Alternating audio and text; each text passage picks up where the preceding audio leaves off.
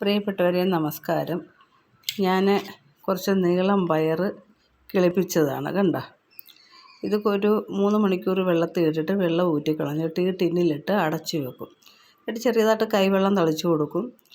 ഇത് നന്നായിട്ട് കണ്ടോ വേര് വരും. വേര് വന്ന് കിളിർത്തിരിക്കും. എന്നിട്ട് നമുക്ക് സീഡിങ് ട്രേയിലോട്ട് നട്ടു കൊടുക്കാം. സീഡിങ് ട്രേയിൽ ഞാൻ ചൈരി കമ്പോസ്റ്റ് മാത്രമാണ് ഇടുന്നത്, വേറെ ഒന്നും ഇടുന്നില്ല. ചൈരി കമ്പോസ്റ്റ് ഇട്ട് ഇത് ഫില്ലാക്കും.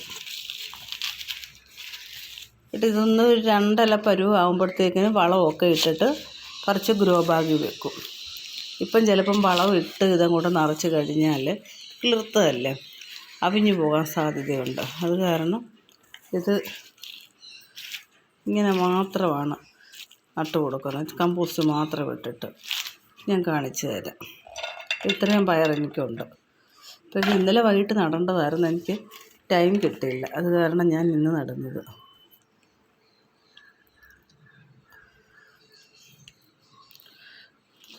നോക്കിക്കോളൂ, നമ്മൾ ഇട്ടിട്ട് കഴിഞ്ഞ് ചെറുതായിട്ട് ഇതിനൊരു ചെറിയൊരു ഹോള് പോലെ ഇട്ടിട്ട്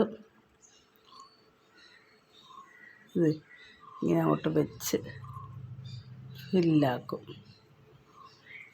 ഉണ്ട്,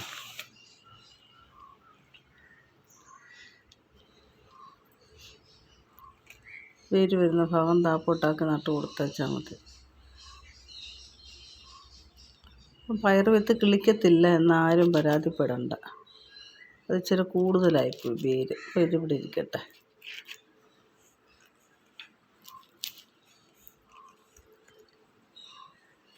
ഇത് 2 ദിവസം വേണ്ട, നാളെ തന്നെ ഇത് കിളിർത്ത് പൊങ്ങി വരും.